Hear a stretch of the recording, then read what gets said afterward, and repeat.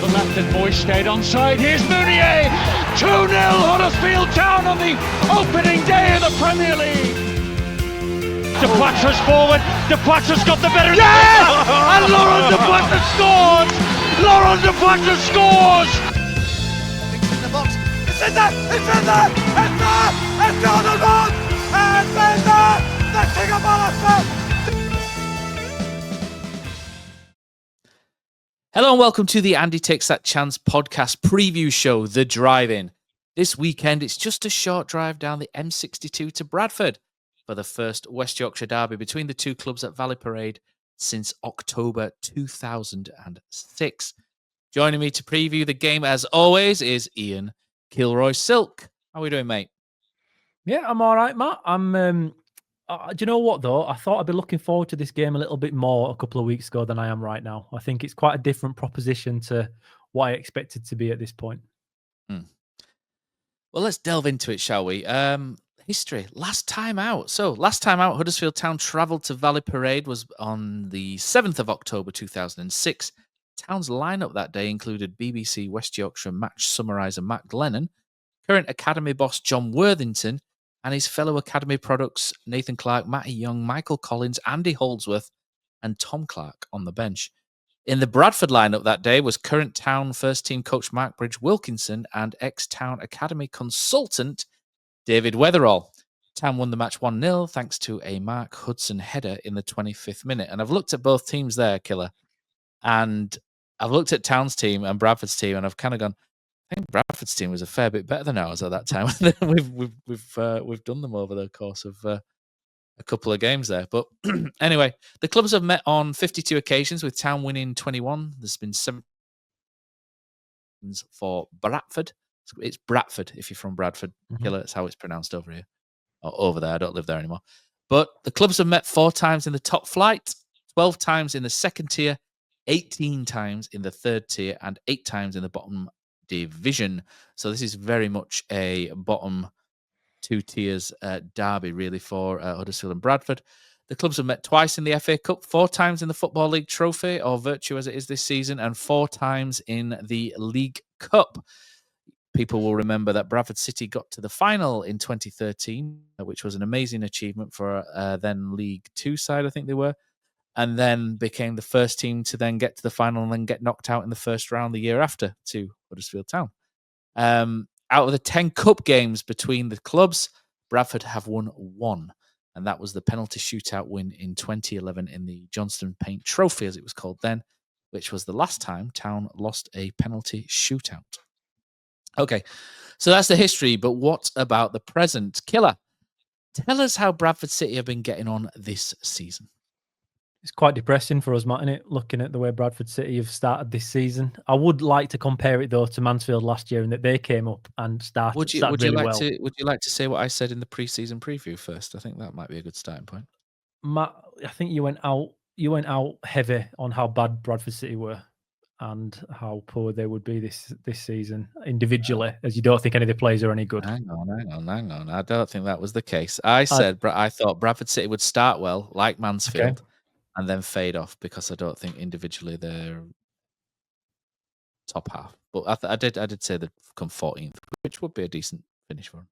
It would be, but if you look at the forums at the moment, the Bradford City forums, with all 10 million, if you're using the same formula they do for their attendances, everyone's getting a little bit giddy at Bradford, and they think they are very much on the up and are going to be a big player in the League One promotion race this season. And now I've gone back through and watched the first 9 extended highlights, and I've seen a couple of games live, to be fair. They started the season undefeated in 9, which included 2 good cup victories against Blackburn away from home, and then they absolutely battered Stoke away from home 3-0 as well. But you have to put them to a side a little bit, as we know ourselves, in that teams play reserves and whatnot. Bradford are riding the crest of a wave. The fixtures, though, have been very favourable to them. They started off with Wycombe at home, and as we all know, Wycombe are very different this year than they were last year. They did beat Luton pretty well at home, but again, Luton, it's an adjustment dropping down into League One. The best win on paper. It is a good win. The best win on paper they've had was Stockport away, and now I watched that game, and they did ride their luck a little bit. And what is quite amazing is if you go through all the wins in Bradford's season so far, they've never had more than 35% possession. they don't play with the ball. So this for them is going to be a bit of a change as well, in that I think when it's a derby, playing the way they have played up until now by giving the other team the ball might be a little bit different when Huddersfield Town come to play in the expectations of the fans. But you can't make any bones about it. They have been much better than everybody thought up until this point. They are, again, I don't think they're for real, but for what they've faced so far, they've got the job done, and they've done the job very, very well, apart from last time out when they struggled against Doncaster. But to be fair, so did we, even though we came away with a win. So losing to Doncaster away from home, I don't think it's the worst result in the world, and that won't derail Bradford's season. But they've started really, really well, and Town have definitely got to be at it from the off on Saturday. Yes, so absolutely. So Bradford are at 100% at home this season as well, which I think is worth pointing out. They've won every game, which is Wycombe, Luton, Wimbledon, and Grimsby, all by 1 goal. So I think having a look at Bradford, so I'll be honest, I don't think anybody expected Bradford to start this well. I think Ali Maxwell on Not the Top 20 was quite high on Bradford to do well, whereas George, the other one, wasn't. But I think they had them finishing around mid-table, which 1 or 2 positions above us. I do think with Bradford, I think they are right, like you say, riding crest of a wave. And to be honest, Port Vale could have done the same thing, but Port Vale, second bottom. So I think you have to give Bradford credit for how they've set the stall out this season and how they've done that. What we'll do though is we'll go to things are falling off my desk here. We'll go to Killer's favourite section, everybody's favourite section of the driving as well, and we will go across to the tactics board.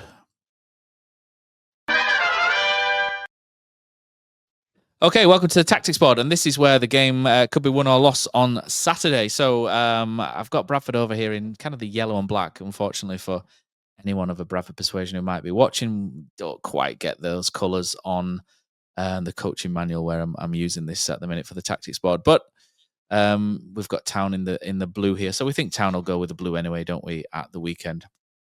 So right, so how the two teams will line up. So Bradford have been playing a 3-4-3 kind of system, haven't they, this year? So what they tend to do is they've got Walker in goal, and that's an interesting one because I think when they were promoted, I think a lot of people thought he wouldn't be able to step up and wouldn't be good enough, but he's made a number of good saves across this season so far, and he's been one of their decent performers. So he's doing the job and he's in form. So he's going to be difficult for Town to beat this coming weekend. The back three is interesting because they've had an injury, haven't they, in the back line? Curtis Tilt, who was playing on the left side of defence here, left-sided centre-back, has been injured. So he's going to be out for a little while, which means Bradford are going to have to move things around in defence.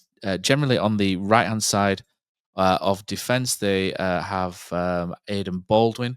Aidan Baldwin has been at Bradford for last year as well, so he's one of their promotion heroes. He was at Notts County before that, MK Dons, Eastleigh, Cheltenham, Western-super-Mare, but he started at Forest Green in 2014, so he's had a little spell at Bristol City sandwiched in there as well.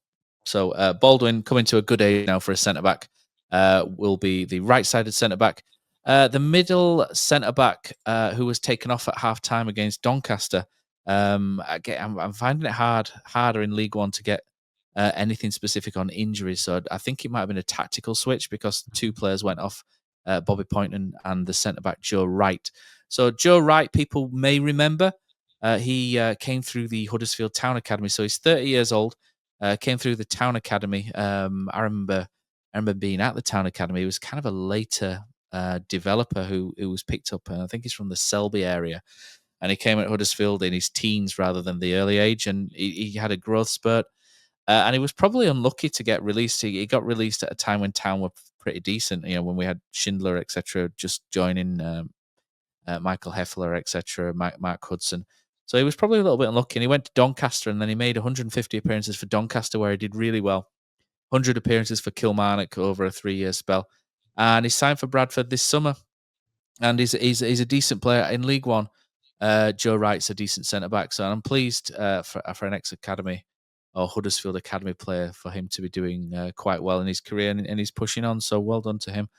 He is quite key in the middle of the defense there. He's quite decent in the air. He's not quick, but he's not slow, but steady away.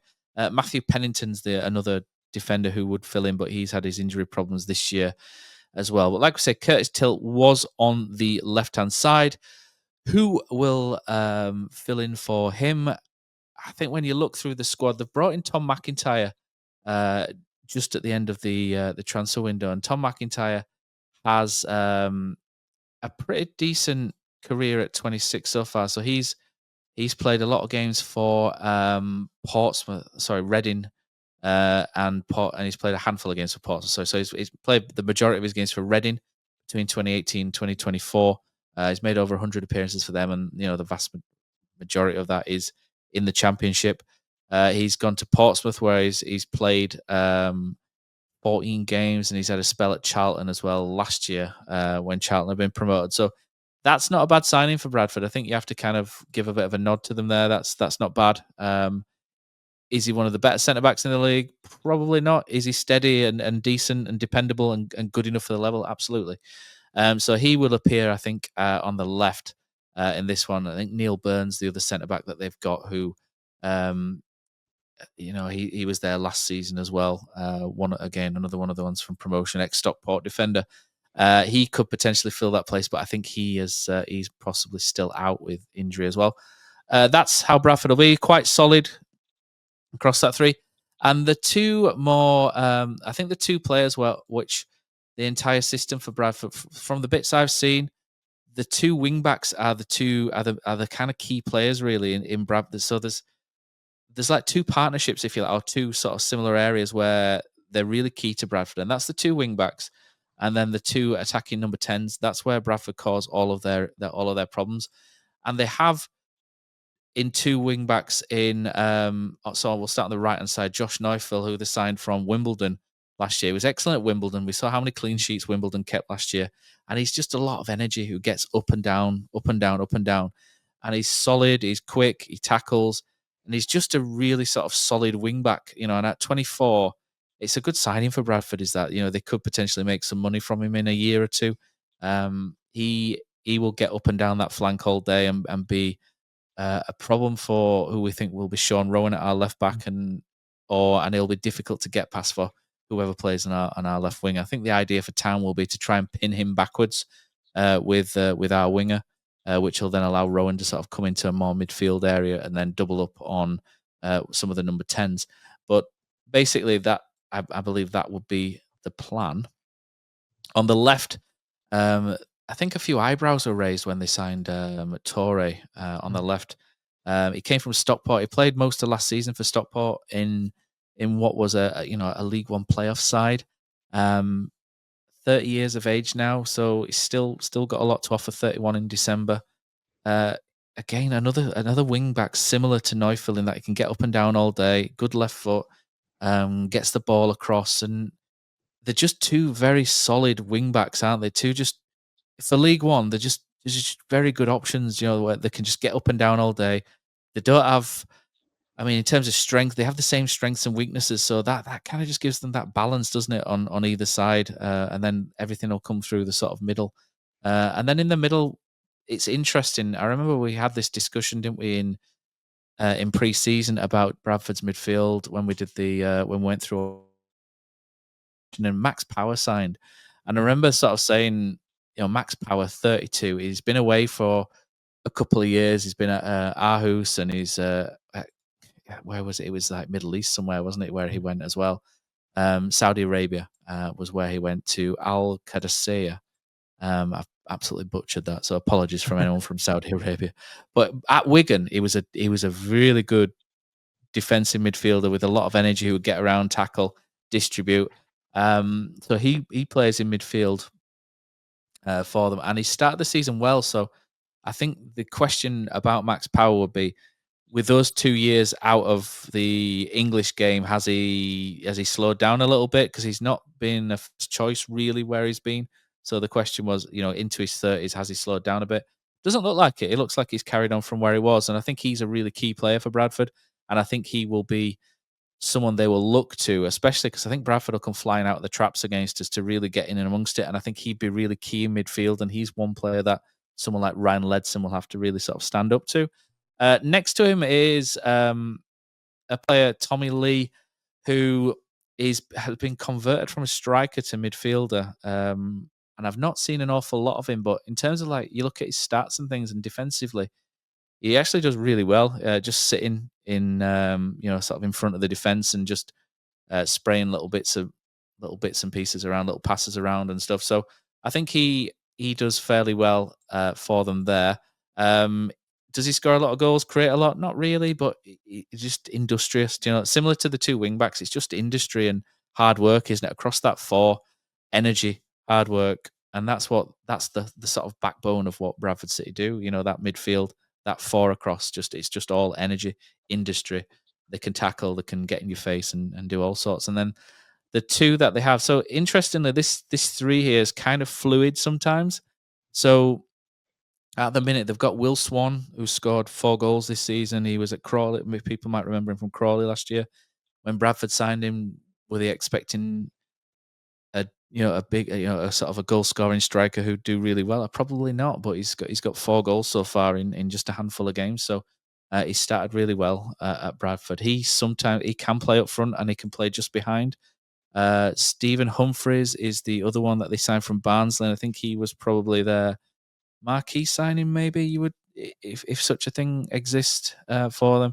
He's one of those that they can play there, or he can play up front as well. I think he was playing up front for them. Bobby Poynton is the sort of local favourite, isn't he? So he's come through the Bradford Academy. I think he was at Yorkshire Elites, a junior setup before moving to Bradford, and I think he's a local lad and a Bradford fan. He's got 3 goals this year. And Sarcevic, who was involved with the winner that got them, or it was an own goal in the end, but he was the sort of hero that got them promoted. So he's carried on and he's got a couple of goals as well. So it's kind of a fluid 3 killer up there. Everything behind them is just solid, hard work, organisation, and then those 3 kind of try and do what they can do and interlink, can't they, to sort of get the goals. And you can kind of see why Bradford have done well. Is it an 11 on paper that would strike fear into the top sides in the league? Probably not, but it works together. It at the minute it's working together. It's hard work, and like you say, momentum and confidence can take you a long way, especially in League One. Organisation, momentum, confidence, it can take you quite a fair way in League One, Killer. Yeah, it can. And Andy Cook played against Grimsby, didn't he, in the cup the week before, and bagged a couple as well. I know he's ancient at this point, but Bradford, honestly, Matt, watching them this year, I'm quite impressed with them. I don't think they're great. I don't think they're fantastic at all. But I think Alexander's gotten them playing proper League One football. They don't have much of the ball. But as you mentioned before, Matt, it's important to understand that possession isn't the amount of time you have the ball. It's the formula is based upon how many passes you make. So if you go direct a little bit more rather than needless sideways and backwards passing, it looks like you have less possession because that's how it's worked out. Bradford do not mess about. They get that ball forward quick. They attack you when you're not ready to defend it. They look at pressing high. They try and turn you around at every possible opportunity. That's what you have to do with wing backs. That's what Duff kind of didn't do with Town over time. We lost that. But the way Bradford play will be awful for a lot of teams to face this year. I don't think they're going to carry through the season winning game after game after game like they've done so far this season because, as you've mentioned, going through the starting lineup, I think at the back they're somewhat limited. And if you look at the depth, if any of the 2 wing-backs go down, there's not much there either. Up front, I think they're good. And I think they're always going to score goals. You've got to remember here, they've only kept 1 clean sheet this year so far against Northampton in the league in the second game. So even though they've only won every game by 1, they've had to score 2 normally to win it. So they are a team that do score goals. I think they might only second behind us actually when you're looking at most goals scored in the division. No, I ain't got the table up in front of me. That's just from memory. But Bradford play very quick. Joint third, okay. They play very, very quick, switchy football in that they try and change the tempo. They try and change direction of the attack. They're really resilient. And now if you watch Bradford defend, they defend how you want every team to defend. I don't think you can do it for 46 games. I think this is one of those things that you benefit from when you step up a division, when you're trying to prove yourself in a new division above. That these lads that were there last year for Bradford in League Two can hack it at this level. And if you watch them in the games up until now, the defense throw themselves at everything. The amount of blocks they get on shots is quite ridiculous. And a few of the goals that they've conceded has been kind of off somebody's bum or whatnot when they're trying to block it. They crowd the box really well. They play down the middle. They switch it quick, and it's going to be an awkward game for Town to go at because, again, if you do lose possession against Bradford, they hit fast. And with the strikers that they've got, like you say, with Will Swanmart, he's looking brilliant so far this season, and nobody really expected that. He wasn't fantastic at Crawley, but you have to understand that Crawley didn't create too much at Mansfield. It was all right before that.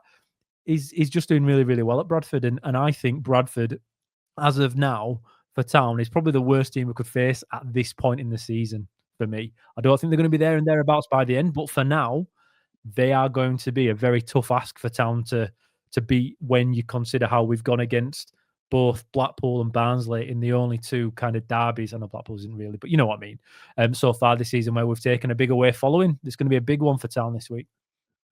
Yeah, so let's look at the Town team. So Owen Goodman's suspended. So in terms of Town, so out pros, Owen Goodman suspended, Lyndon Gooch injured, Jack Watmore injured. I think those two losses, huge losses in the context of this as well.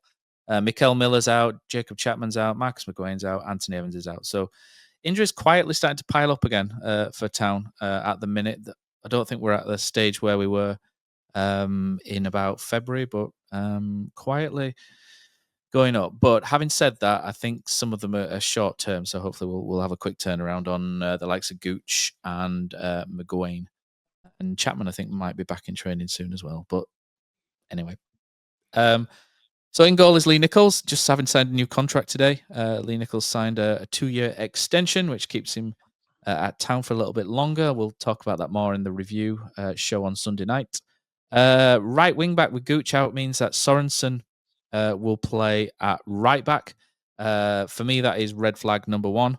As much as I think Sorensen has done really well in a handful of games this year, I just think the environment that the game will be and the tempo will be a struggle for him defensively, from a defensive point of view. That means that the defenders, the two centre-backs, so Rowan will play left-back, I think. There's a decision to be made. Joe Lowe, I think, is locked in defence, but there's a decision to be made on whether it's Murray Wallace or Josh Feeney. And I'm not sure where they'll go on this. I can see Lee Grant maybe thinking Murray Wallace played 45 minutes against Peterborough last week, so maybe he'll continue that. He's more experienced, at 32, he's more experienced, isn't he, than Feeney, who's 20? So I could maybe see him playing Murray Wallace in there, but Murray Wallace did make a couple of errors against Peterborough. And he's not great against pace and interchanging strikers either, whereas Feeney's not too bad, but Feeney, in what will be a pressure game, because the crowd are sort of on top of you at Valley Parade, and I think they're quite excited about this one, aren't they? So they'll be quite noisy and up for this one. Do you go with your experienced guy in this one, or do you go with the young defender? It's a tough call, is this one, isn't it? I think Jack Watmore, it would be perfect for this game. I think this is the exact type of game Jack Watmore would thrive in. Unfortunately, he's been injured. So Watmore and Lowe would have 100% been a lock-in partnership for this, but I'm not sure where he's going to go, Killer, on this one. I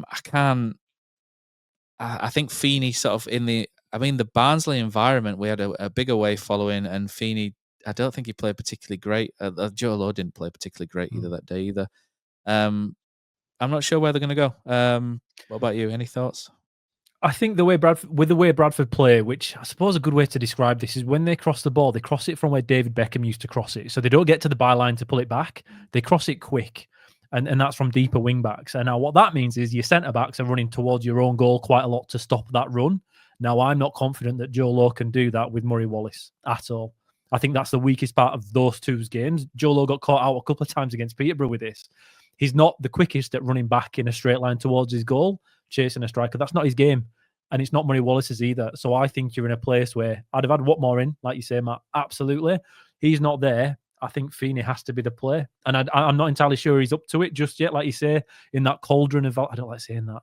I don't like giving him any plaudits when it comes to the fan base, unfortunately, for Bradford. But it's going to be pretty hostile for a young lad. But I think you need a little bit of extra pace, at centre back than Wallace and than Joe Lowe. So I think it has to be Feeney. Otherwise, we're going to get turned around quite a bit, especially with the way they attack on the counter.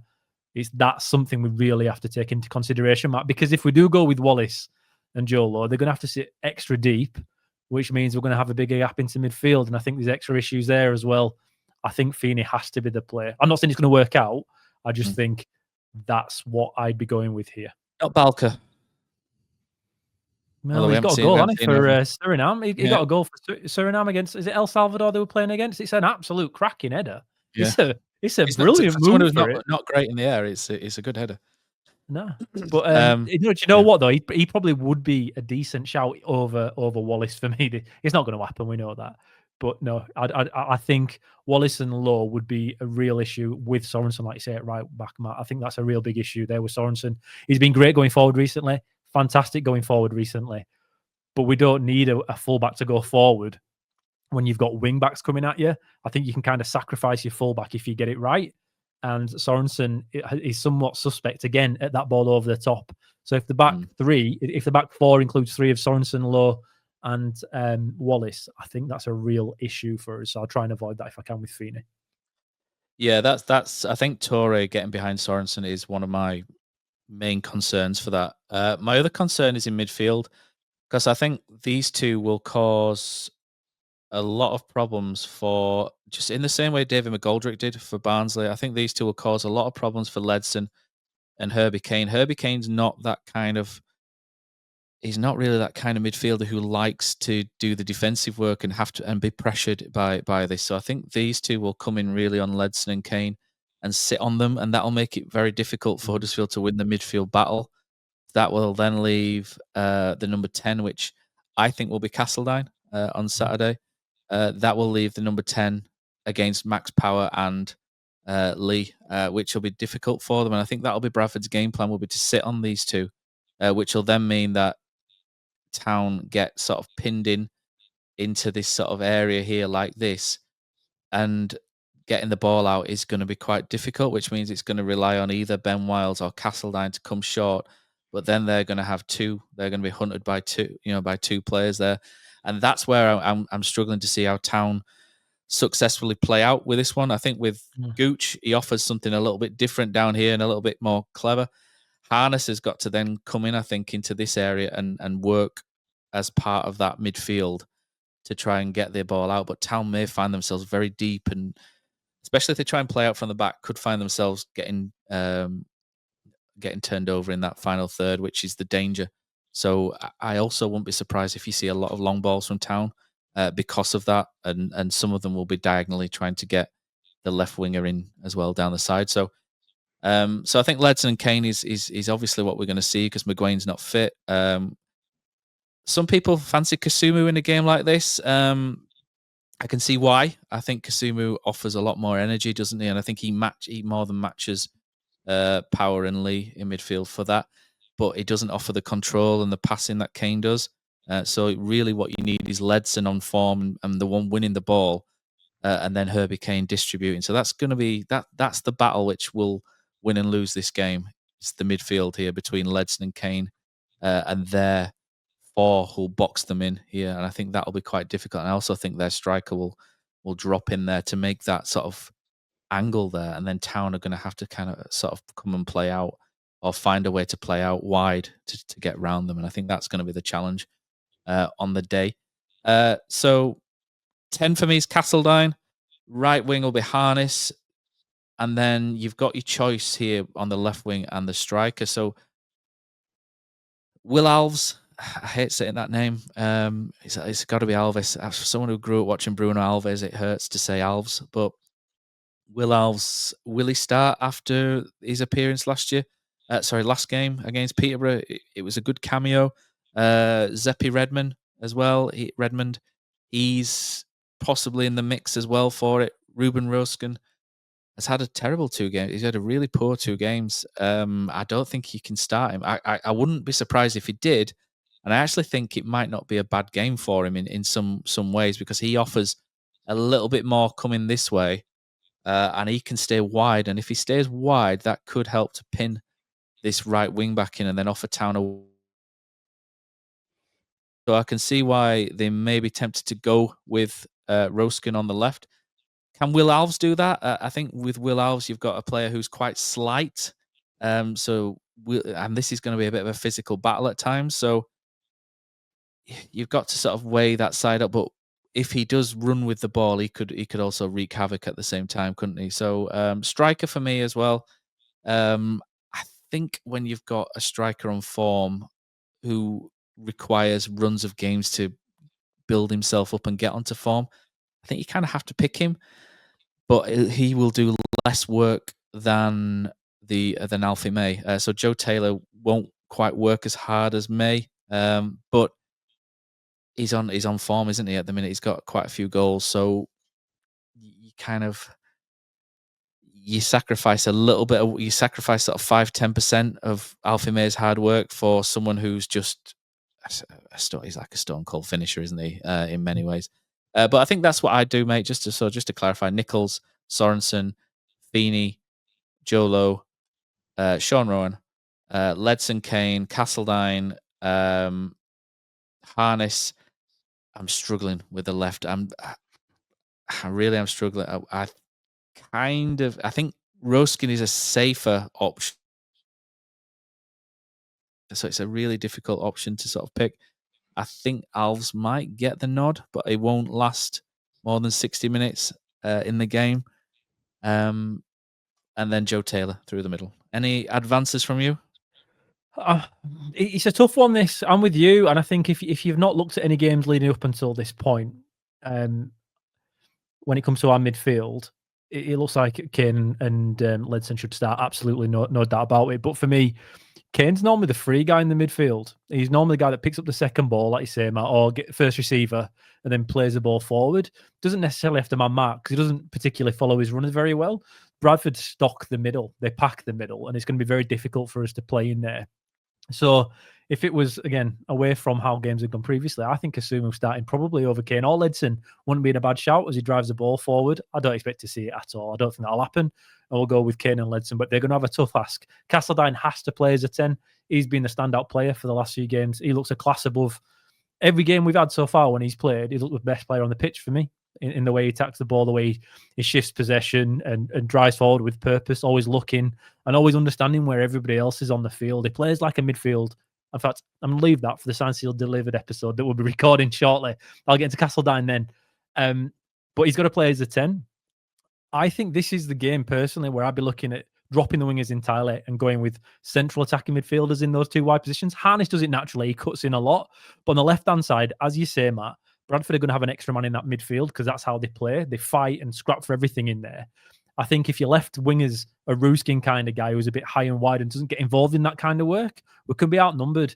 I think Alves, he does a little bit more of that kind of work and can come inside somewhat. So I think I'd be going with him, absolutely. I don't think there's any question of it.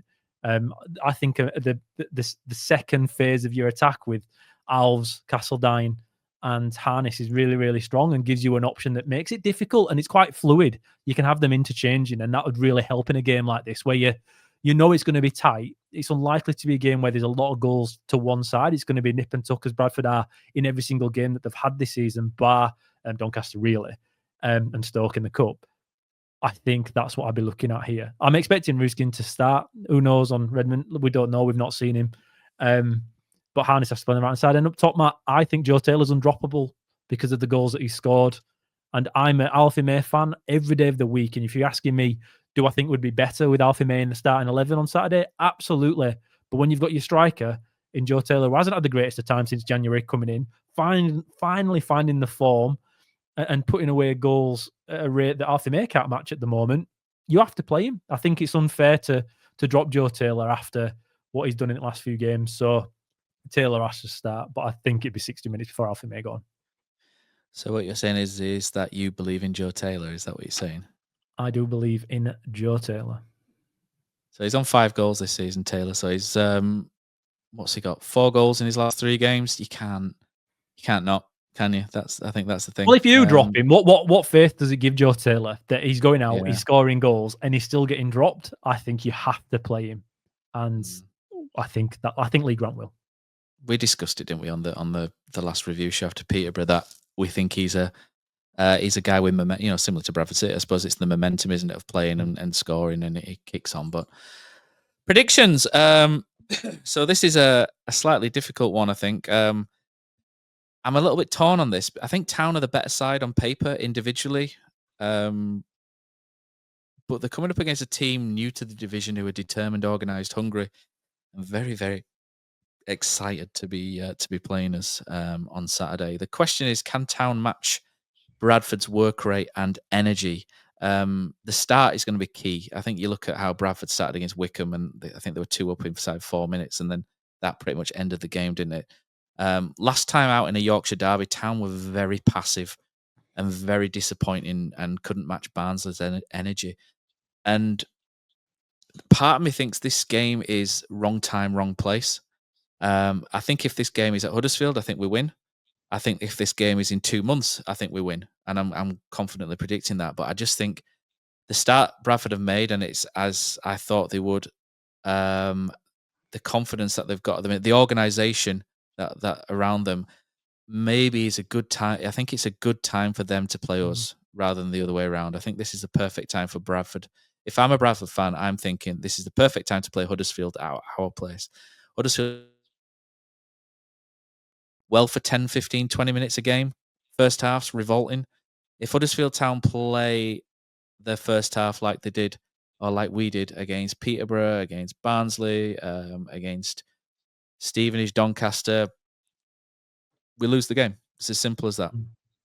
And there's too many of these bad first halves for me to think that they'll just magically stop doing it immediately. So I think it's all depends on the first half in this game. Can Huddersfield stay level or get in front after half time? If they do, I think we'll be fine. But my worry is that Bradford will just be really up for this, and they'll come tearing at us, and we'll be way too passive again. And that passiveness will cost us, and I think we're going to lose this game 2-1. Okay. I'm going 1-1. I'm going 1-1, Matt. We've not drawn a game. I wanted to say 1-1, but we've not drawn a game in the league yet, have we? I think we've won 4, lost 2. Bradford have won 4, drawn 2. I think that's right. And you rarely go 7 games without a draw. That's a standard thing in the betting community. So just on that alone, Matt, playing this stuff. No, I think both teams are pretty well matched in different ways, and I think neither team want to lose this game. It's what are Bradford billing it as? The Battle of Yorkshire. It's not the Battle of Northern Football. They've tried to change the Northern Football thing. Like I say, they're excited. I think a 1-1 draw, and I think both teams would be pretty happy and move on with it. I think this is one that neither team will want to lose. Again, Bradford throw everything, and the way we play and the way they play is quite compatible in that we want the ball. They don't want the ball. They want to attack quick. We're happy being a little bit more in possession with it. I don't think we play better when we do it that way. But they'll show us wide, similar to how Blackpool tried in that second half, just to let us go wide and cross in from the side to our very small strikers in the middle. I'm going to shit out Killer. I'm going to go 1-1 as well. I can't. Oh, here he is. I'll get pelters in the comments. That's how persuasive I am, Matt. It's okay. I was 1-1 or 2-1, and I don't know. I just think it depends on how they start and who scores first. If we score first, I don't think we'll lose if we keep 10 men in our heads. 11 men in our heads. If they score first, I think we might be in a lot of trouble. It's not one we want to chase. This is. I'm similar on that in that regard. In that I think we can't chase against Bradford because Bradford attack teams who are chasing them. That's what they want. They want to go ahead and then counter attack for the rest of the game. And if that's the case, and we do go with Wallace and Lowe, that could be a tough afternoon for us. But I'm going 1-1, Matt. And I think it's time for Alfie May to get back on the score sheet late on. But I imagine I see the game playing out that we score pretty late and then Bradford scored later to dampen our spirits somewhat. So 1-1, Alfie May. Okay, I'm going to go with Joe Taylor again to score. I'll stick with Taylor. We'll say his name and he'll appear. And that's it for this episode of The Drive-In. Remember to sign up for the Patreon, www.takesthatchance.com. And we'll be back on Sunday with the review show after the game up the town.